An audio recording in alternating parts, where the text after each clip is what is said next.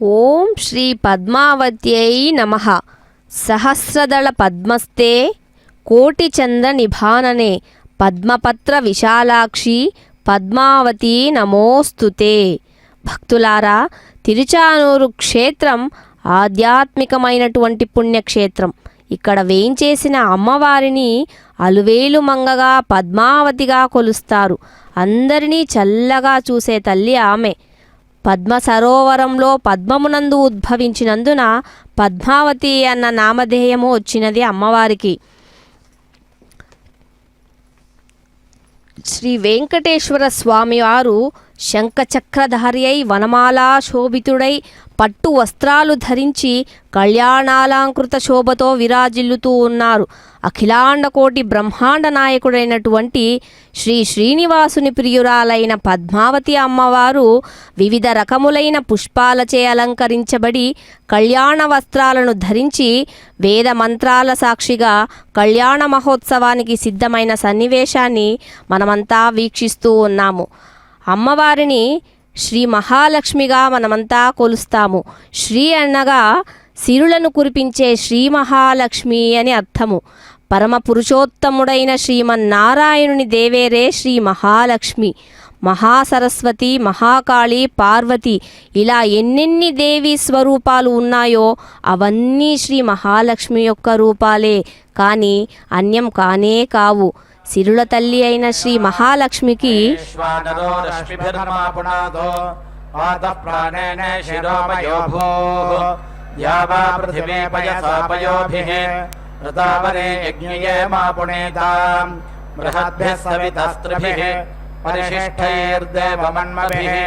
అగ్నే దక్షైః పునాహిమా ఏన దేవా అపునతా ఏనాపో దివ్యంకషః తేన దివ్యేన బ్రహ్మణా ఇదం బ్రహ్మ పుణేమహే యః పావమానేరధ్యేతి ఋషిభిः సంభృతగం రసం సర్వగం సపూతమశ్నాతి స్వదిదం మాతరేష్వనా పావమానేర్యో అధ్యేతి ఋషిభిः సంభృతగం రసం తస్మై సరస్వతీ దుహే క్షీరగం సర్పిర్మధూదకం పావమానే స్వస్తయనేః సుదుఘాహి పయస్వతేః ఋషిభిः సంభృతో రసః బ్రాహ్మణేష్వమృతగం హితం పావమానీర్దిశంతు నః ఇమం లోకమథో అముం కామాన్ సమర్థయంతు నః దేవీర్దేవైః సమాభృతాః పావమానే స్వస్తయనేః सुदुघाहि घृतश्च्युतः ऋषिभिः सम्भृतो रसः ब्राह्मणेष्वमृतगम् येन देवाः पवित्रेण आत्मानं पुनते सदा तेन सहस्रधारेण पावमान्यः पुनन्तु माः प्राजापत्यं पवित्रम् शतोद्यामगं हिरण्मयम् तेन ब्रह्मविदो वयम् भूतं ब्रह्म पुणेमहे इन्द्रस्वनीति सह मा पुनातो सोमस्वस्त्या वरुणः समीच्य यमो राजा प्रमृणाभिः पुनातु मा जातवेदामोर्जयन्त्या पुनातो भूर्भुवः सुवः तच्छंयोरावृणेमहे गातुं यज्ञाय गातुं यज्ञपतये दैवी स्वस्तिरस्तु नः स्वस्तिर्मानुषेभ्यः ऊर्ध्वञ्जिगातु भेषजम् शन्नो अस्तु द्विपदे शञ्चतुष्पदे ॐ शान्तिः शान्तिः शान्तिः।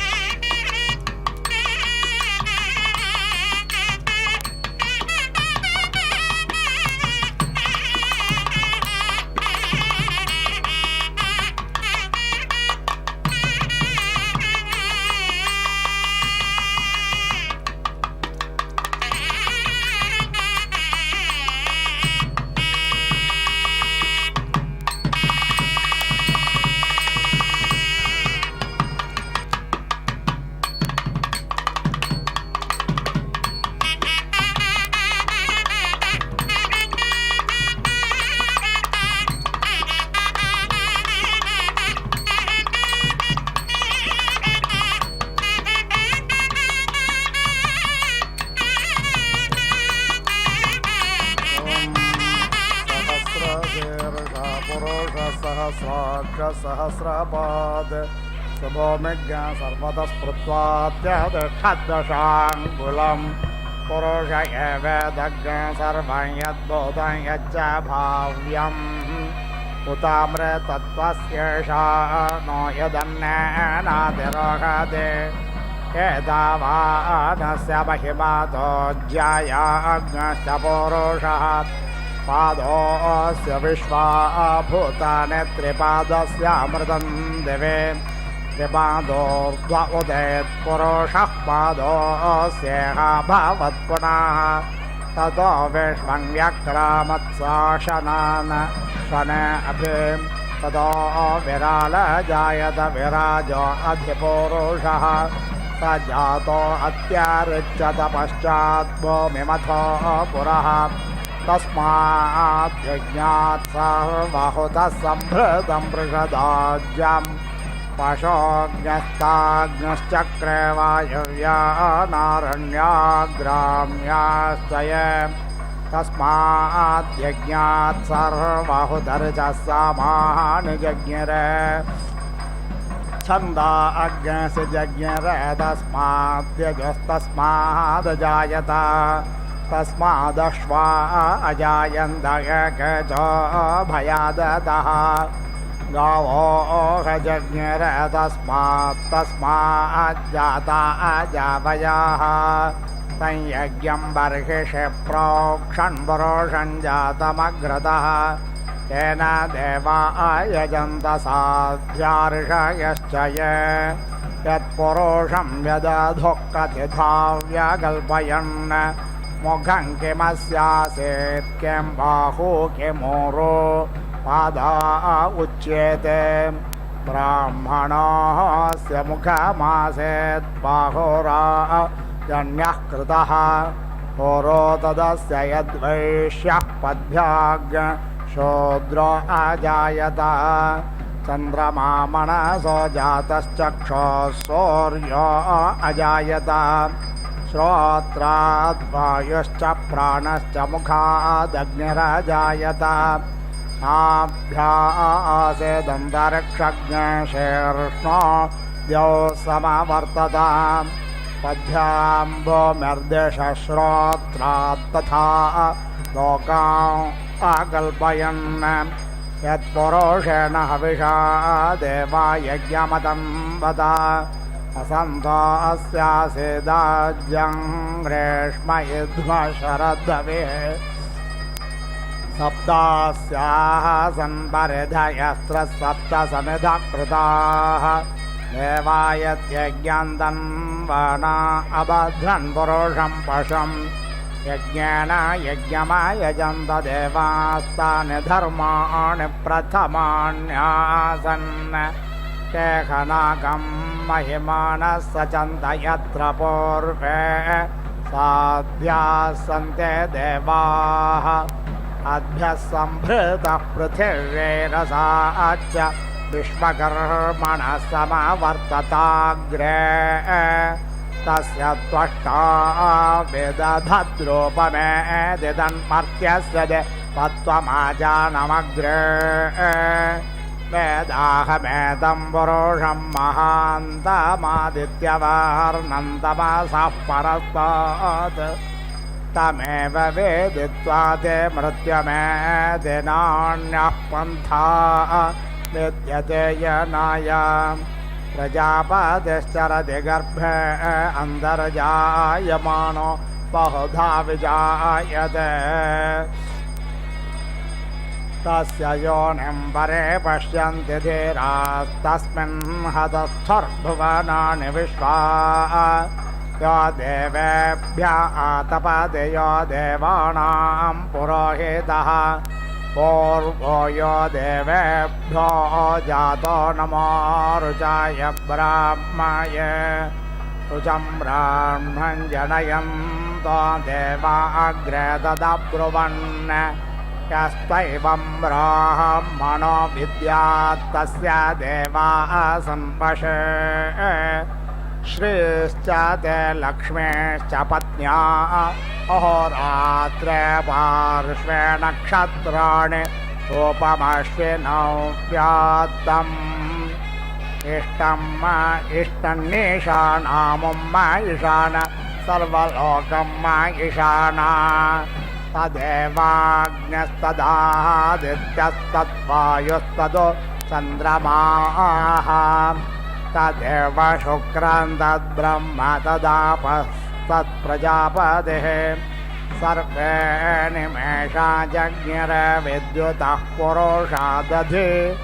नैनामूर्ध्वन्नतर्यञ्चन्न मध्ये परे जग्रभत् न तस्य प्रतिमा अस्ति यस्य नाम महद्यशः हिरण्यगर्भ इत्येषः एषोह देवः प्रदिशो न सर्वाः पूर्वोह जातः स गर्भे अन्तः स एव जातः स जनिष्यमाणः प्रत्यञ्जनास्तिष्ठति सर्वतो मुखः यस्मान्न जात इत्येषः येनस्तत्पश्यन्निहेताङ्गोः सत्यत्र विश्वं भवत्येकनीळं तस्मिन्निदज्ञ सञ्च विचेति सर्वज्ञ स ओतः प्रोतश्च विभोः प्रजासो प्रतद्वोचेदमृतन्नो विद्वान् गन्धर्वो धाम बिभृतङ्गुः सत् तेने पदानि निहेता गुहास्य यत्तानि वेद स पितुः पिता सत् स नो बन्धुर्जनिता स वेद्धाता धामानि वेद भुवनानि विश्वा यत्र देवा अमृतमानशानास्तृतेय धामन्नध्यैरायन्ता परेत्य भूतानि परेत्य लोकान् परेत्य सर्वाः प्रदिशो दिशश्च उपस्थाय प्रथमजामृतस्यात्मनात्मानमभिसंवेश परिद्या वा पृथिवी सद्ययित्वा परे लोकान् परिदिशः परे स्वाहा ततस्य तन्तुं प्रतातं विचृत्य तदा पश्यत्तदा भवत्तदा आसीत् स सदा सस्पतिमद्भूतं प्रियमिन्द्रस्य काम्यं सनं मेधामयासि स्वाहा यां मेधां देवगणाः पितरश्चोपासते तया मा मध्य मेधयाग्ने मेधावेनं कुरु स्वाहा इदं मे ब्रह्म च क्षत्रं च भेश्रियमश्नुतां मये देवा दधतो श्रियमुत्तमां तस्यै ते स्वाहा अपेतो यन्तोपनयोऽसुं न देवपीयवाः अस्य लोकसुतावतः युभिरहोभिरक्तभिर्व्यक्तं यमो दधात्ववसानमस्मै युभिरहोभिर्व्यक्तं यमो दधात्ववसानमस्मै सविता ते शरीरेभ्यः पृथिव्यां लोकमिच्छतो तस्मै युज्यन्तामुश्रियाः वायुः पूर्णातु सविता पूर्णात्वग्निर्भ्राजसा सूर्यस्य वर्चसा विमुच्यन्तामुश्रियाः अश्वत्थेवो निषदनं पर्णवो वसतिष्कृता गोभाज इत्किला सथयत्सनवधपुरुषं सविता ते शरीराणि मातुरुपस्थावपत् तस्मै पृथिवी शम्भवा प्रजापतौ त्वा देवतायामुपोदके लोके निदधाम्यसौ परं मृत्यो अनुपरे हि पन्था यस्ते अन्य इतरो देवयानात् चक्षुष्मते शृण्वते ते ब्रवीमिमाणः प्रजाज्ञ प्रेरिषोमोदवीरान् संवादशग्नहिते घृणिष्यन्ते भवन्विष्टगाः शन्ते भवन्त्वग्नयः पार्थिवासो मा त्वाभिषोषुचन् कल्पन्तां ते दिशस्त्वभ्यमापश्वतमास्त्वभ्यं भवन्तु सिन्धवः अन्तरिक्षज्ञशिवन्तभ्यं कल्पन्तां ते दिशः सर्वाः अश्मन्वतेर्यते सज्ञरभध्वमुत्तिष्ठतः प्रतरता सखायः अत्राजहेमो शिवाये असञ्शिवान् वयमुत्तरे माभिवाजान् अपाघमपकिल्बेषमपकृत्यामपोरपाः अपामार्गत्वमस्मदपदुष्वप्न्यग्नसुवा सुमेत्रिया न आपवोषधयः सन्तु दुर्मित्रियास्तस्मै सन्तो ओस्मान् वेष्टियं च वयं विष्मः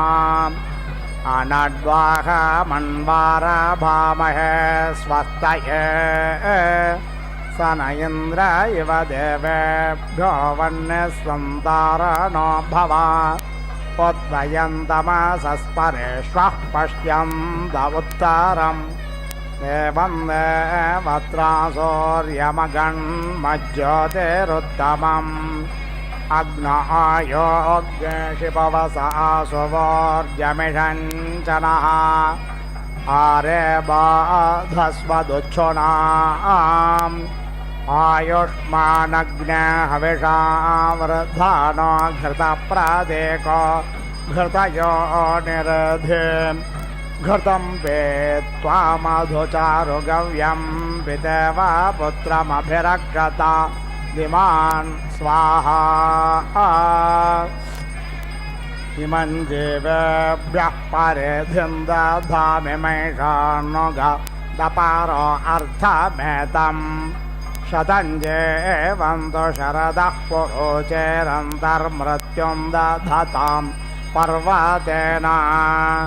परे मे गामने शतपर्यग्निमाहृषत देवेष्वक्रतश्रवः कयिमाौ आदधर्षते व्यादमग्निं ब्रहेणो मे दूरं यमराज्यं गच्छतु विप्रवाहः इहैवायमितरो जातवेदा देवेभ्यो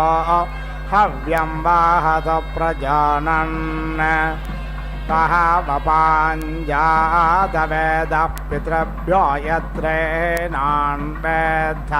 निहेतान् पराके मेधसकुल्या उपतान् श्रावन्त सत्या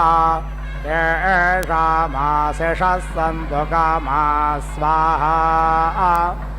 स्योना पृथिविनो भवान् रक्षरनिवेशने यच्छाः नः शर्म सप्रथाः अपानशोषो च दघम् अस्मात् त्वमधिजातोऽसि त्वदयञ्जायतां पुनः असौ स्वर्गाय लोकाय स्वाहा अपानशोषो च दघम् ऋचं वाचं प्रपद्ये मनोजो प्रपद्ये सामप्राणं प्रपद्ये चक्षुश्रोत्रं प्रपद्ये वागोजसहोजो मये प्राणापर्णो यन्मे छिद्रं चक्षुषो हृदयस्य मनसो वाते तृण्णं बृहस्पतिर्मे तद्दधातु शृण्वो भवतु भुवनस्य यस्पतेः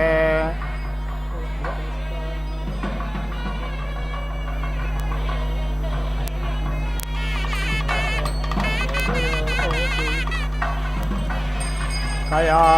नक्षत्र आभो वधूते सदा वृधः सखा कया शचक्षया वृता तस्वा सत्यो मदानां मग्यहिष्ठ मत्सदन्धसः दृष्ट्वा चेदारुजे वसो अभीषुणः सखे नाम पिता च रुद्ॄणां शतं भावास्योतिभिः कया त्वन्नावोत्याभिप्रमन्दसे वृषन् कया स्तोत्रभ्यः भारा इन्द्रो विश्वस्य राजते षण्णो अस्त्वद्विपदे षञ्चतुष्पदे षण्णो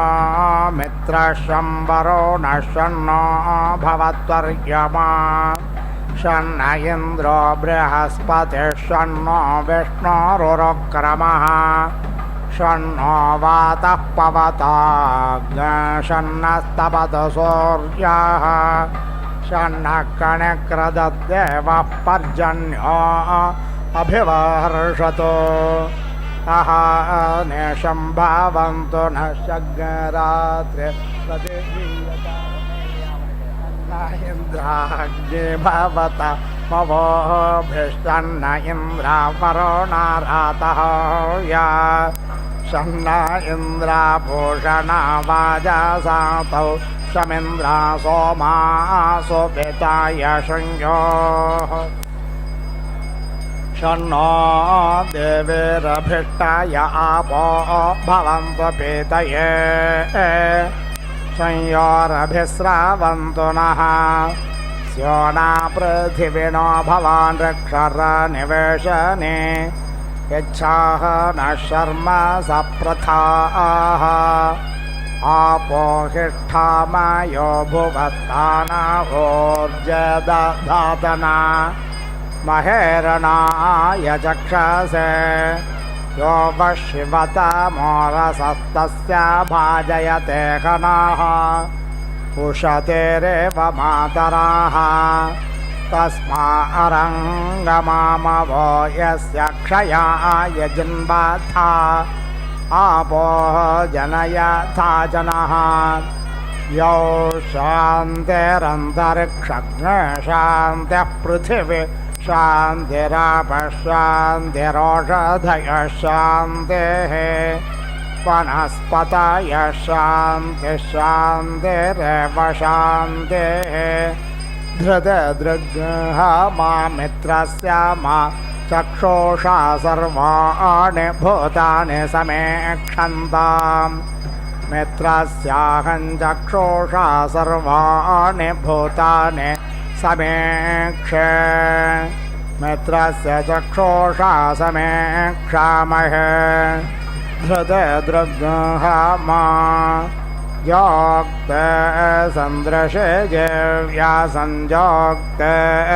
सन्दृशे जेव्यासं नमस्ते हरसे शोचिषे नमस्ते अस्त्वक्षिषे अन्याग्नस्ते अस्मत्ता बन्धुहे दयः पावको अस्मभ्यग् शिवो भव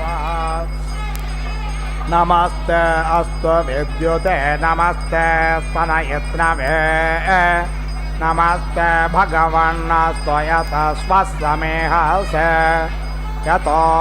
यतः समेहसे ततो नो अभयं कुरु षण्णः कुरु प्रजा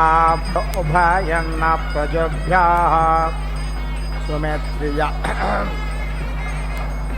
सुमित्रिया न आपोषधयस्तन्तु दुर्मित्रियास्तस्मै सन्तु तोऽस्मान् वेष्ट्यं च वयं विष्मः तच्चक्षुर्देवहेदं पुरस्ताच्छुक्रमुच्चरते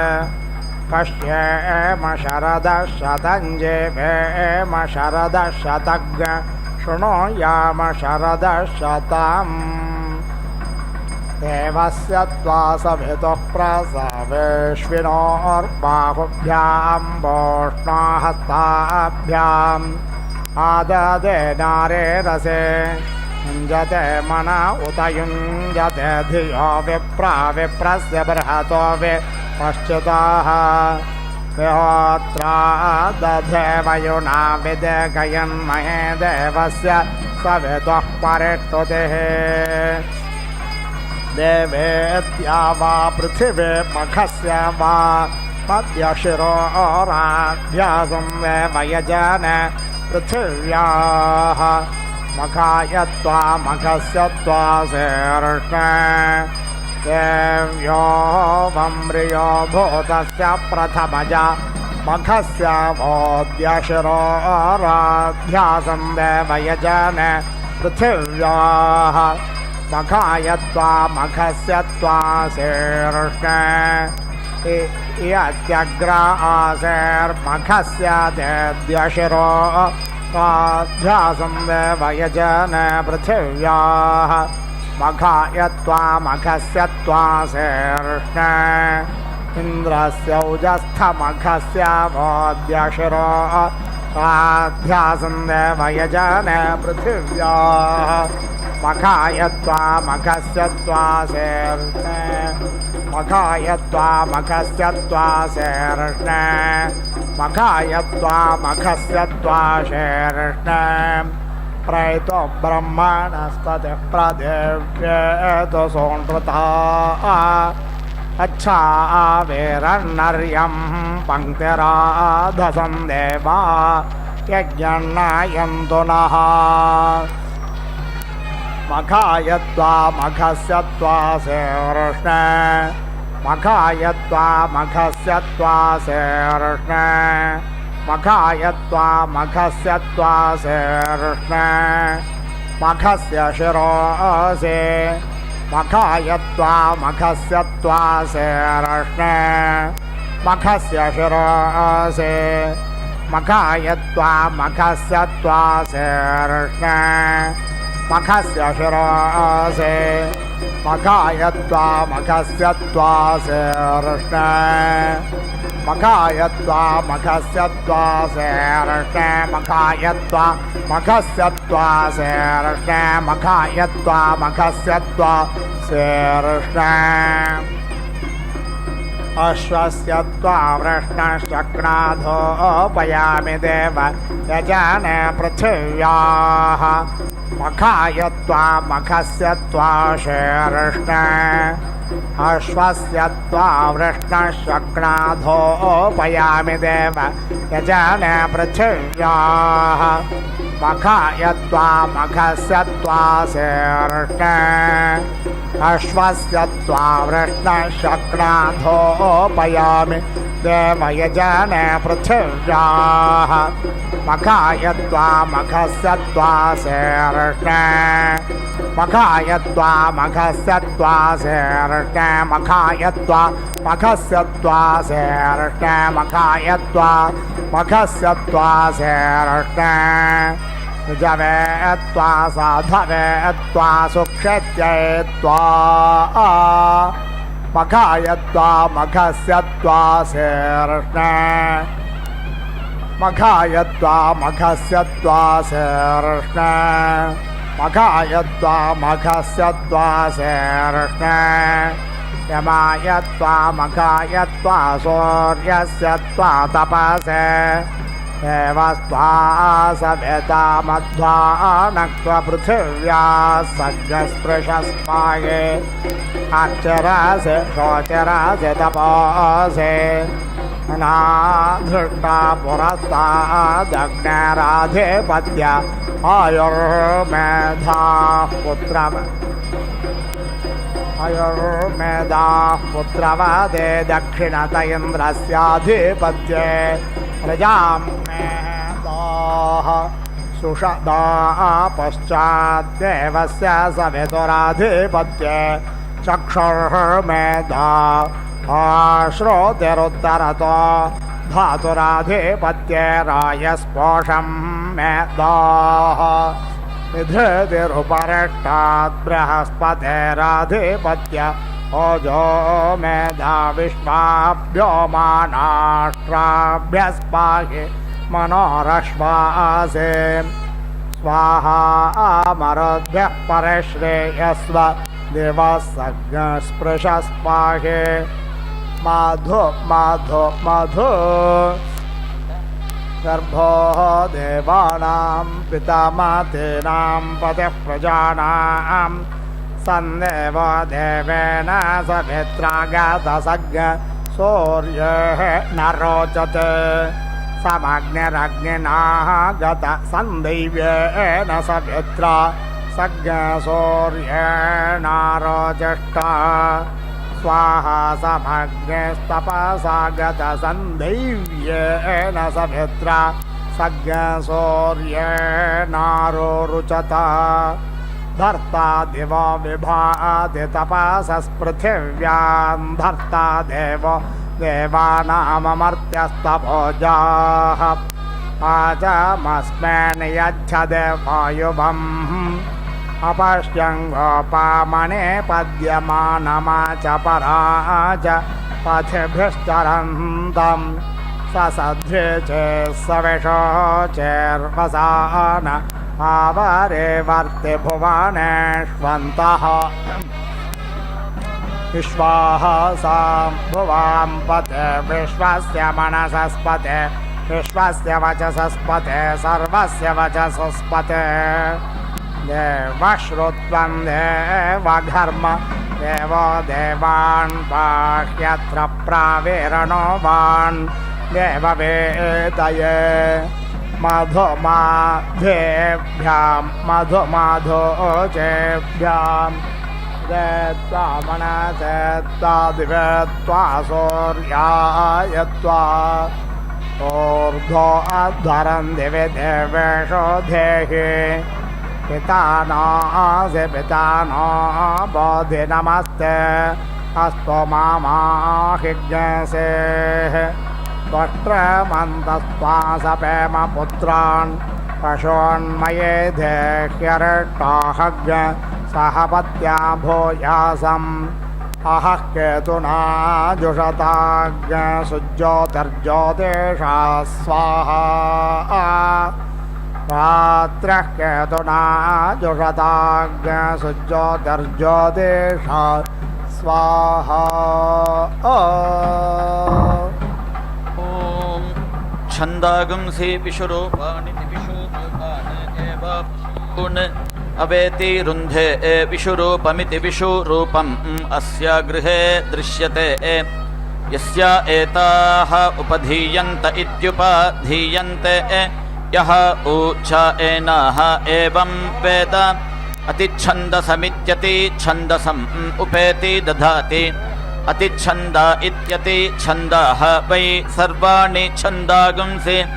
सर्वेभिः एव एनं छन्दोभिरिति छन्दःभिः छिनुते वर्ष्मा वै एषा छन्दसाम् यत् अतिच्छन्द इत्यति छन्दः यत् अतिच्छन्दसमित्यति छन्दसम् उपदधातीत्युपदधाति वर्ष्मा एव एनं समानानां करोति द्विपदा इति द्विपदाः उपेति दधाति द्विपादिति द्विपात् यजमानः प्रतिष्ठित्य इति प्रतिस्थित्यै सर्वाभ्यः वै देवताभ्यः अग्निः क्षीयते यत् सयुज इति सायुजः न उपदध्यादित्युपदध्यात् देवताः अस्य अग्निं वृञ्जीरन् यत् सयुज इति सायुजः उपदधातीत्युपदधाति आत्मना एव एनं सयुजमिति सायुजं छिनुते न अग्निना वीति रुध्यते अथो इति यथा पुरुषः स्नावभिरिति स्नावभिः सन्तत इति संततः एवं एव एताभिः अग्निः सन्तत इति संततः अग्निना वै देवाः सुवर्गमिति सुवहागं लोकम् आयन् ताः अमूः कृत्तिकाः अभवन् यस्य एताः उपधीयन्त इत्युपधीयन्ते सुवर्गमिति सुवहागम् एव लोकम् एति गच्छति प्रकाशमिति प्रकाशं चित्रम् एव भवति मण्डलेष्टक इति मण्डल इष्टकाः उपेति दधाति इमे वै लोकाः मण्डलेष्टक इति मण्डल इष्टकाः इमे खलु वै लोकाः देवपुरा इति देवपुराः देवपुरा इति देवपुराः एव प्रेति विशति न आर्तिम् एति ऋक्षति अग्निं चिक्यानः विश्वज्योतिष इति विश्वज्योतिषः उपेति दधाति इमान् एव एताभिः लोकान् ज्योतिष्मतः कुरुते अथो इति प्राणानिति प्राणान् एव एताः यजमानस्य दाध्रति एताः वै देवताः सुवर्ग्या इति सुवहाग्याः ताः एव अन्वारभ्येत्यनु आरभ्य सुवर्गमिति सुवहागम् एव लोकम् एति ताः एव अन्वारभ्येत्यनु आरभ्य सुवर्गमिति सुवहागम् लोकम् एति वृष्टिसनीरिति वृष्टिसनीः उपेति दधाति वृष्टिम् एव अवेति रुन्धे यत् एकधेत्येकाधात् उपदध्यादित्युपदध्यात् एकं ऋतुं वर्षेत् अनुपरिहारमित्यनुपरिहारं साधयति तस्मात् सर्वान् ऋतून् वर्षति पुरोवात सनिरिति पुरोवात सनिः असि इति आह एतत् वै वृष्ट्यै रूपेण एव वृष्टिम् अवेति रुन्धे संज्ञानीभिरिति संज्ञानीभिः वै देवाः इमान् लोकान् समिति अयुः तत् संज्ञानीनामिति संज्ञानीनां संज्ञानित्वमिति संज्ञानीत्वं यत् संज्ञानीरिति संज्ञानीः उपदधातीत्युपदधाति यथा अप्स्वित्यपुसु नाव संज्ञातीति संज्ञाति एवम् एव एताभिः यजमानः इमान् लोकान् समिति याति प्लवः वै एषः अग्नेः यत् संज्ञानीरिति संज्ञानीः यत् संज्ञानीरिति संज्ञानीः उपदधातीत्युपदधाति प्लवम् एव एतम् अग्नये उपेति दधाति उत यस्य एतासु उपहितास्वित्युपहितासु आपः अग्निं हरन्ति अहृतः एव अस्य अग्निः आदित्येष्टका इत्यादित्या इष्टकाः उपेति दधाति आदित्याः वै एतं भूत्यै प्रतीति नुदन्ते यः अलं भूत्यै सन् भूतिं न प्राप्नोतीति प्राप्नोति आदित्याः एव एनं भूतिं गमयन्ति असौ वै एतस्य आदित्यः रुचम् एति दत्ते यः अग्निं छित्त्वा न रोचते यत् आदित्येष्टका इत्यादित्या इष्टकाः उपेति दधाति असौ एव अस्मिन् आदित्यः रुचं दधाति यथा असौ देवानां रोचते एवम् एव एषः मनुष्याणां रोचते घृतेष्टका इति घृता इष्टकाः उपेति दधाति एतत् वै अग्नेः प्रियं धाम यत् घृतं प्रियेण एव एनं धाम्ना समिति अर्धयति अथो इति तेजसा अनुपरिहारमित्यनुपरिहारं साधयति अपरिवर्गमित्यपरिवर्गम् एव अस्मिन् तेजः दधाति प्रजापतिरिति प्रजापतिः अग्निम् अचिनुता सह यशसा वीति आर्ध्यत सह एताः यशोदा इति यशः दाः अपश्यत् ताः उपेति अधत्ता ताभिः वै सह यशः आत्मन् अधत्ता यत् यशोदा इति यशः दाः उपदधातीत्युपदधाति यशः एव ताभिः यजमानः आत्मन् धत्ते पञ्च उपेति दधाति पाङ्क्तः पुरुषः यावान् एव पुरुषः तस्मिन् यशः दधाति देवासुरा इति देवा असुराः संयत्ता इति संयत्ताः आसन् कनीयागुंसः देवाः आसन् भूयागुंसः असुराः ते देवाः एताः इष्टकाः अपश्यन् ताः उपेति अदधत भूयस्कृदिति भूयः कृत असि इति एव भूयागुंसः अभवन् वनस्पतिभिरिति वनस्पतिभिः ओषधिभिरित्योषधिभिः वरिवस्कृदिति वरिवः कृत असि इति इमाम् अजयन् प्राची असि इति प्राचीं दिशम् अजयन् ऊर्ध्वा असि इति अमूम् अजयन् अन्तरिक्षसदित्यन्तरिक्ष सत् असि अन्तरिक्षे सीदा इति अन्तरिक्षम् अजयन् ततः देवाः अभवन् परेति असुराः यस्य एताः उपधीयन्त इत्युपधीयन्ते भूयान् एव भवति अभीति इमान् लोकान् जयति भवति आत्मना अपरेति अस्य भ्रातृव्यः भवति अप्सुषदित्यप्सु सत् असि श्येन सदिति श्येन सत् असि इति आह एतत् वैः अग्नेः रूपं रूपेण एव अग्निम् अवेति रुन्धे पृथिव्याः त्वा द्रविणे साधयामि इति आह इमान् एव एताभिः लोकान् द्रविणावत इति द्रविणावतः कुरुते आयुष्या आह उपेति दधाति आयुः एव अस्मिन् दधाति अग्ने यत् ते परं हृत् नाम इति आह एतत् वै अग्नेः प्रियं धाम प्रियम् एव अस्या धाम उपेति आप्नोति तौ एति इहि समिति रभावहै इति आह वीति एव एनेन परीति धत्ते पाञ्चजन्येष्विति पाञ्चजन्येषु अपीति एधि अग्ने इति आह एषः वै अग्निः पाञ्चजन्य इति पाञ्चजन्यः यः पञ्चचितीक इति पञ्चचितीकः तस्मात् एवम् आह ऋतव्या आह उपेति दधाति एतत् वै अग्नेः एतत् वै ऋतूनां प्रियं धाम यत् ऋतव्याः ऋतूनाम् एव प्रियं धाम अवेति रुन्धे सुमेक इति सुमेकः इति आह संवत्सर इति संवत्सरः वै सुमेक इति सुमेकः संवत्सरस्येति संवत्सरस्य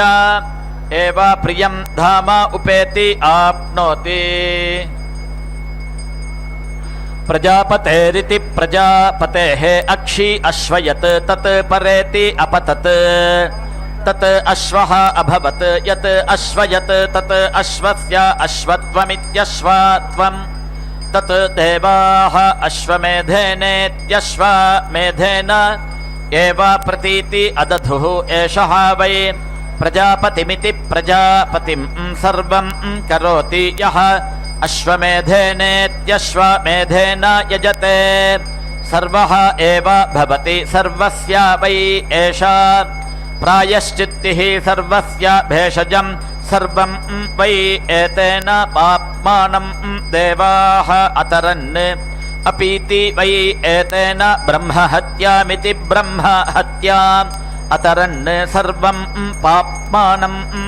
तरति तरति ब्रह्महत्यामिति ब्रह्महत्याम् यः अश्वमेधेनेत्यश्वमेधेन यजते यः ऊच एनम् एवं वेद उत्तरमित्युत्तरं वै तत्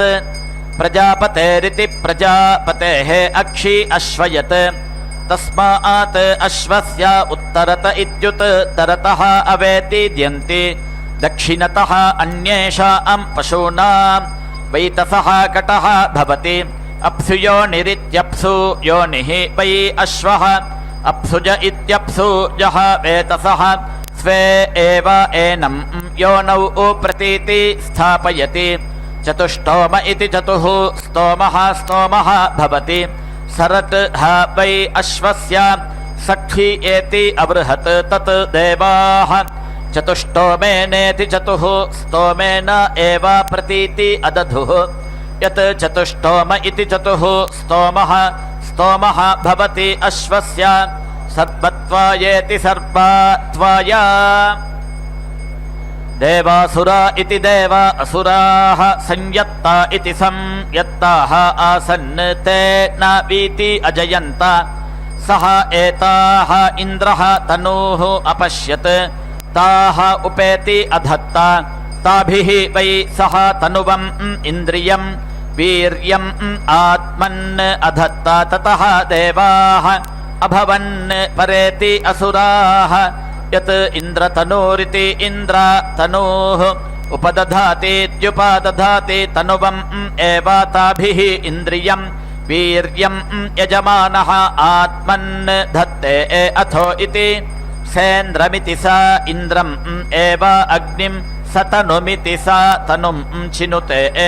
भवति आत्मना अपरेति अस्य भ्रातृव्यः भवति यज्ञः देवेभ्यः अपेति अक्रामत् तम् अवरुधमित्यवरुधं न अशक्नुवन् ते एताः यज्ञतनूरिति यज्ञतनूः अपश्यन् ताः उपेति अदधत ताभिः वै ते यज्ञम् अवेति अरुन्धत यत् यज्ञतनूरिति यज्ञतनूः उपदधातीत्युपदधाति यज्ञम् एव ताभिः यजमानः अवेति रुन्धे त्रयस्त्रिगंशतमिति त्रयः त्रिगंशतम् उपेति दधाति त्रयस्त्रिगंशदिति त्रयः त्रिगंशत् वै देवता आह एव अवेति रुन्धे अथो इति सात्मानमिति सा आत्मानम् एव अग्निं सतनुमिति सा तनुं चिनुते सात्मेति सा आत्मा अमुष्मिन् लोके भवति यः एवं वेद ज्योतिष्मतीः उपेति दधाति ज्योतिः एव अस्मिन् दधाति एताभिः वै अग्निः चितः ज्वलति ताभिः एव एनं समिति इन्धे उभयोः अस्मै लोकयोः ज्योतिः भवति नक्षत्रेष्टक इति नक्षत्र इष्टकाः उपेति दधाति एतानि वै दिवः ज्योतिगं शीतानि एव अवेति. శ్రీ మహాలక్ష్మ్యై నమో నమః. సర్వమంగళ మాంగళ్యే శివే సర్వార్థ సాధికే శరణ్యే త్రయంబకీ దేవి నారాయణీ నమోస్తుతే. పద్మావతి అమ్మవారి కళ్యాణ మహోత్సవంలో ప్రప్రథమంగా విశ్వక్సేన ఆరాధన, పుణ్యాహవచన, రక్షాధారణ, యజ్ఞోపవిత్రధారణ హోమాన్ని మనమంతా వీక్షించే భాగ్యాన్ని మనకందరికీ కలిగేటటువంటి శుభ సందర్భం. లక్ష్మీం క్షీరసముద్రరాజతనయాం శ్రీరంగధామేశ్వరీం దాసీభూత సమస్త దేవవనితాం లోకైక దీపాంకురం. అందుకే మాంగళ్యాన్ని నూతన నారీకేళంపై ఉంచి భూక్షీరముతో తిరుమంజనం నిర్వహిస్తున్నారు అర్చక స్వాముల వారు. పసుపు, కుంకుమ, చందనం, అక్షతలు మొదలగు ద్రవ్యములచే భక్తి ప్రపత్తులతో అభిషేకించి ధూప దీప ఫల తాంబూలాలను సమర్పిస్తారు. మాంగళ్య పూజ కార్యక్రమాన్ని అర్చక స్వాముల వారు చక్కగా నిర్వహిస్తున్నారు. వీక్షించే భాగ్యం మనకందరికీ కలిగించడం, మనం చూడడం పూర్వజన్మ సుకృతం. సాక్షాత్తు శ్రీ మహాలక్ష్మి అమ్మవారే ఆకాశరాజు పుత్రికయై శ్రీ పద్మావతిగా నారాయణవన క్షేత్రమునందు వైశాఖ మాసం శుక్లపక్షం దశమి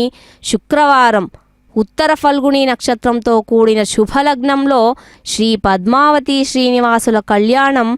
ఆకాశరాజు రాజధాని నారాయణవనంలో అంగరంగ వైభవంగా జరిగింది. ఆ వివాహ వేడుకలకు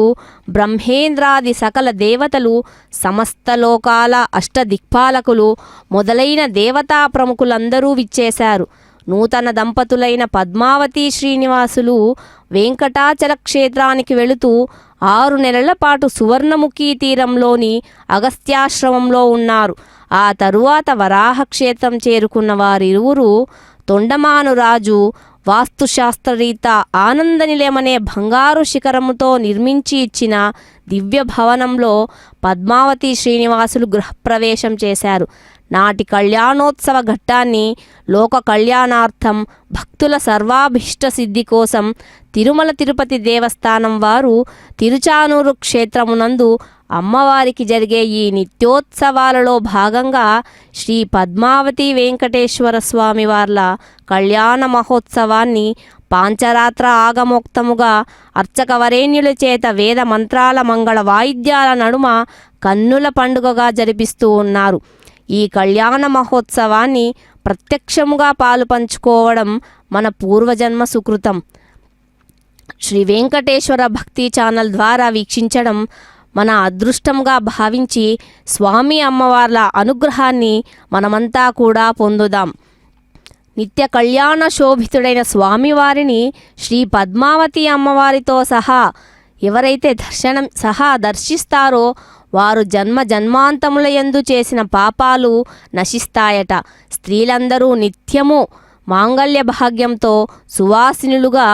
సత్సంతానవతులుగా వర్ధిల్లుతారు. అటువంటి మహద్భాగ్యం మనకు శ్రీ వెంకటేశ్వర భక్తి ప్రసార మాధ్యమం ద్వారా వీక్షించే భాగ్యాన్ని మనమంతా కూడా పొందుతూ ఉన్నాము. అర్చక స్వాముల వారు మాంగళ్య ధారణ కార్యక్రమాన్ని అత్యంత భక్తి శ్రద్ధలతో నిర్వహిస్తున్నారు. వీక్షిద్దాం. ఋషిభ్య ఇత్యర్షిభ్యః ప్రతీతి ఔహన్ తత్ హిరణ్యం అభవత్ యత్ హిరణ్యశల్కైరితి హిరణ్యశల్కైః ప్రోక్షతీతి ప్రఉక్షతే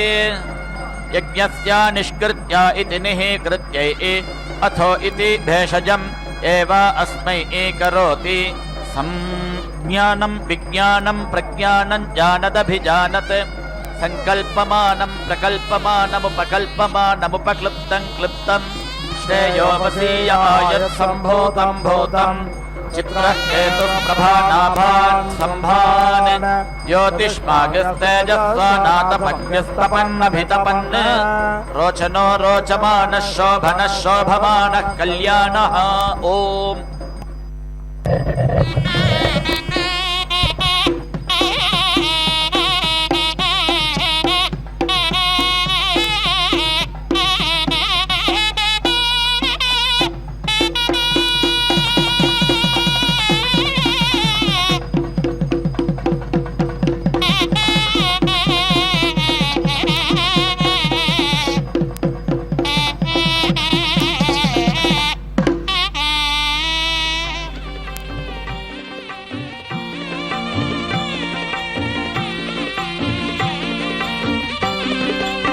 అదే శ్రీ వెంకటపతి అలమేలు మంగయును కదిసియున్నారు తమకమున పెండ్లికిని. అదే శ్రీ వెంకటపతి అలమేలు మంగయును కదిసియున్నారు తమకమున పెండ్లికిని.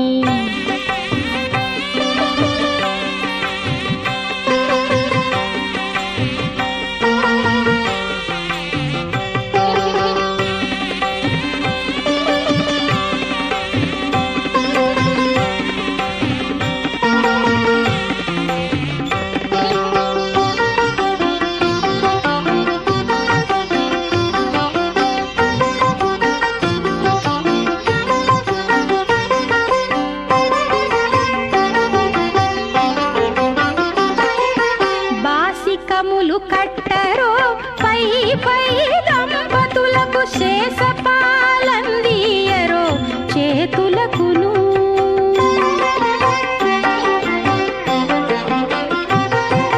బాసికములు కట్టరో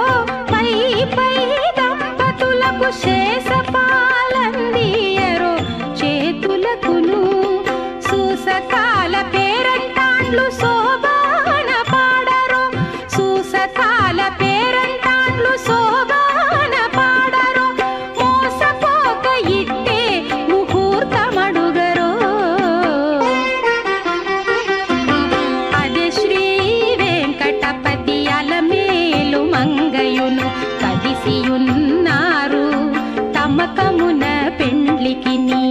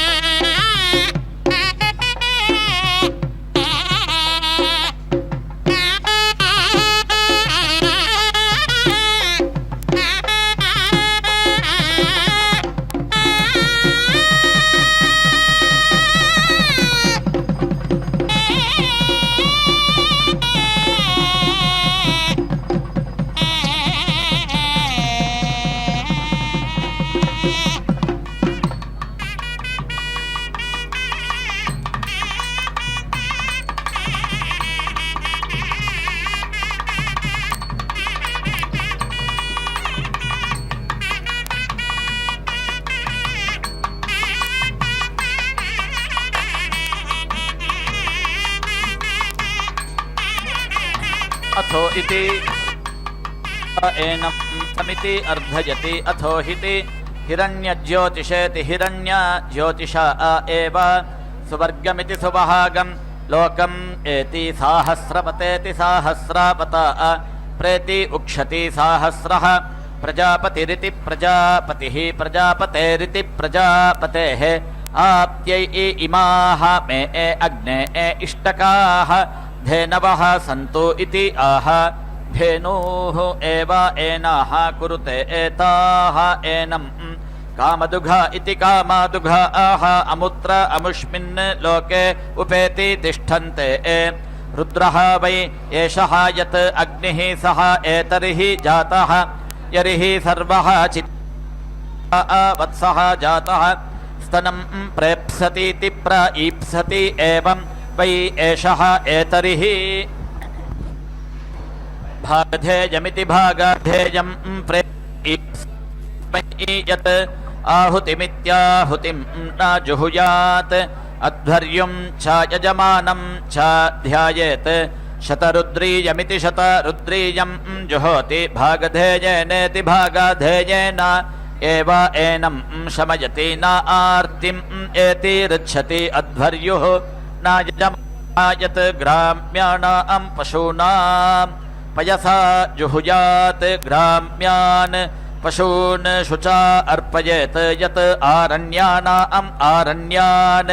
जर्तिलयवाग्वेति जर्तिलयवाग्वा वा जुहुयात् गवीधुकयवाग्वेति गवीधुकयवाग्वा वा न ग्राम्यान् पशून् हिनस्ति न आरण्यान् अथो इति खलु आहुः अनाहुतिरित्यना आहुतिः वै जर्तिलाः च गवीधुकाः च इति अजक्षीरेणेत्यज क्षीरेण जुहोति आग्नेयी वै एषा यत् यजा आहुत्येत्याहुत्य एव जुहोति न ग्राम्यान् पशून् हिनस्ति न आरण्यान् अंगिरसः सुवर्गमिति सुवहागं लोकं यन्तः अजायां घर्मं प्रेति असिञ्चन् सा शोचन्ति पर्णं परेति अजिहिता सः अर्कः अभवत् तत् अर्कस्य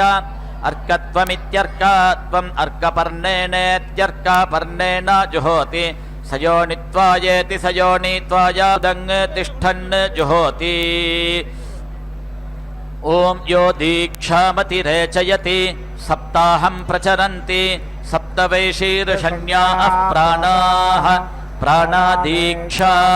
प्राणैरेव प्राणान् दीक्षामवरुन्धे पूर्णाहुतिमुत्तमान् जुहोति